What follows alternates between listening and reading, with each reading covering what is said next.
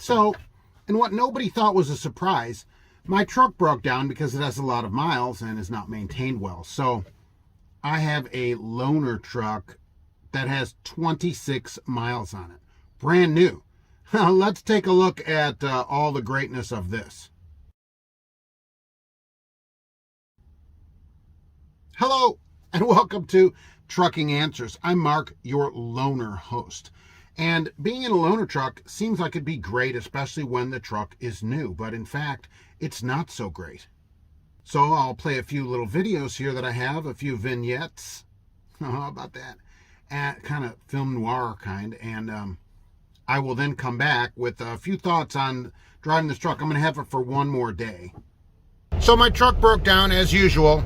And I got this truck as a loaner. I want to show you it has 26 miles on it. And it has all the safety features, right, that you can ask for. Lane keeping, lane departure, automatic traction control, automatic fifth wheel, all that stuff. So I'll be giving a little review of this truck. And that's how we'll do it here. If we could focus in. There we go, automatic kingpin release. Right, and so let me drive this tonight, and we'll give you a review of how it does, fuel mileage, initially, my thoughts about it, and everything else. Okay, sound great? We'll be back soon. So first thing I noticed, it already has alert for the low left corner marker lamp voltage is low. So that's the first thing. This is only 1 minute since I last spoke to you, so I'm going through the alert to see what's going on. Okay, pretty interesting. That's pretty awesome, you know, at Hecho in Mexico, as it says on the door sticker. Wonderful. We'll get back to more soon. All right, well, those were fun. Yes. So here's the thing about having a fleet truck like this. Number one, it's plastic everywhere, right? Everywhere you go, it's hard plastics. It's so cheap.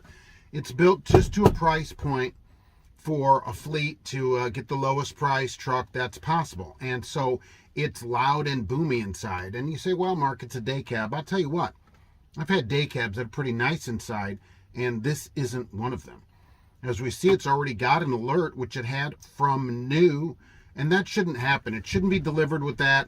Even though the light is working, it should be quality checked, and no alerts go out on the truck, you know, when it goes out.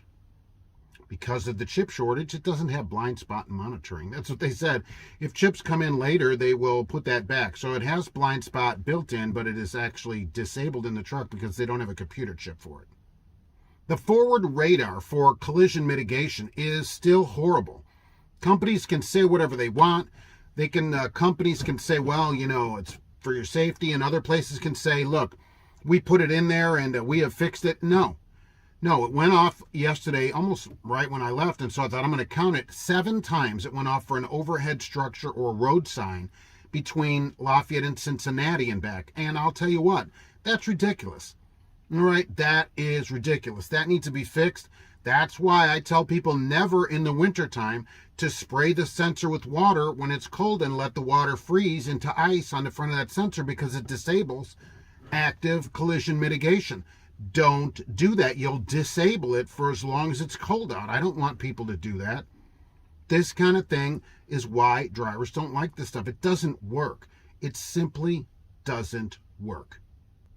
On what is a funnier note, the company had on the mirror of this truck a sticker that said, "Get out and look." All right, I took it off. Why? Don't block the view in my mirror with a safety message. That's so stupid. It's so stupid. Oh, here's something a driver needs to use constantly. Let's block his view. All right.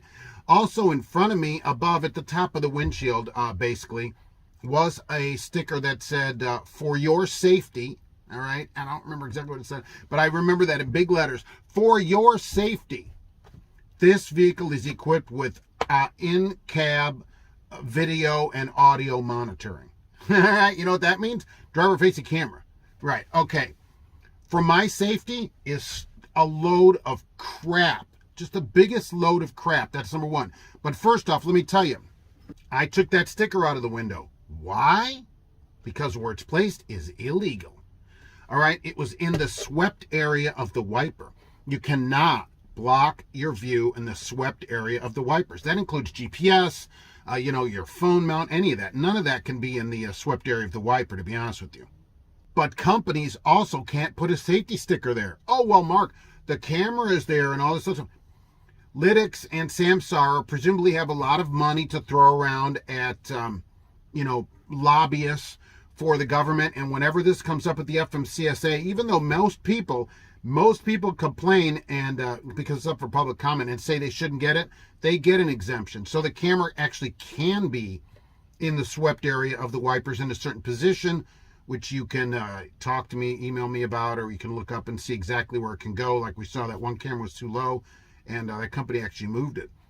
But companies are not allowed to put stickers that block your view, and the swept area of the wipers is considered your view. That got removed also, tossed, right? Tossed like yesterday's trash, which is the same place cameras should go. I can't toss that. But for your safety, it's a bunch of crap. I dare any company to send me videos that say where, because of the in-cab camera, that's why a driver was absolved. One company talked to me, go, well, Mark, we had our driver was accused of being on a cell phone, and so we were able to prove he wasn't on the phone. You know what would also prove that? His cell phone records. So if the police asked me or whatever, absolutely, I'd produce my cell phone records to prove I'm not on the phone. You don't have to have a camera for that. Let's just say what it is. It's to save the company's money on their insurance, period. They record all the time, period. The camera companies say they can record all the time. So they're probably recording this. So go bite me, right? So they can record all the time. They can go back and look at what you've done, all that stuff. All right. So let's just get past that. Companies, at least be honest. You bunch of liars out there, be honest about it, all right, about the camera. But don't put stickers where my view is blocked, because I'm going to remove them. As simple as that. And you should too. If there's any safety stickers, anything in the swept area of the wipers, you go ahead and look that up and make a decision for yourself. I remove any sticker in a swept area of the wipers because it's not allowed to be blocked. The truck runs good otherwise, which of course it should. It got 8.2 miles per gallon at the end of the day. Not bad on its first run. It has a lot of plastics. The radio, I'll tell you, the radio reception is still just fair, which is another thing I don't understand. It's better than the other truck I had, but still not great. Not great reception. I don't pick up stations as far as I think I should. Certainly not as far as they should be in a car, and, just not that satisfied with the reception. I do like on the display that it says megahertz. That's just classic. Do you ever wonder when you are listening to a station, what is this, kilohertz or megahertz? What is it? Come on. The stupidest thing, right? They got that display on there. It's just ridiculous. Instead of doing all that, they should put more technology into this radio, picking up stations. So overall, I'm disappointed in the quality of it, of course. It rained hard and water leaked in here along the door seal a little bit on the inside of the glass. So that's great also for brand new truck. What are these? $1.25, $150 for these trucks? I would say brand new. And it's slow. It's low on power compared to my other truck. The hill in the Natty there, where the other truck will go 45 to 47 miles an hour. This truck, 32 miles an hour yesterday. So very disappointing in that. It's downshifting in Indianapolis. In fact, on a couple of hills in Indy, it downshifted to 10th on 465 to climb hills. So that can also just be a setting from the company. Likely they have it even lower powered. It doesn't go into manual mode. It doesn't go into performance mode. They have that disabled because, hey, why have the driver do stuff when we can just do it for them, right? You want people to drive, you should let them actually drive the vehicle like they're supposed to.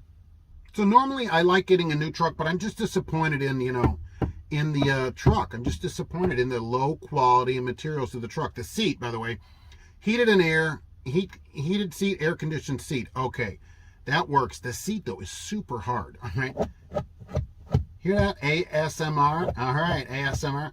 Right. It's super hard. I'm sure it's durable. It'll wear a long time. It's not comfortable at all. Just running back and forth down there, the seat is uncomfortable. All right. That's one thing companies should always update. The seat. The seat.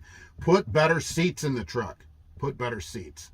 And of course, no gauges or anything as typical on a fleet truck. So that's a nice review of a new Cascadia. I'm super disappointed in. They can do better, and Freightliner should do better too. There's no excuse for it to leak and have sensor alerts when the truck has 26 miles on it. None. People I'm sure will write, Mark, that's typical Freightliner. Yeah, that's disappointing. To say that's a typical Freightliner, Freightliner should do better. All right, so there you go.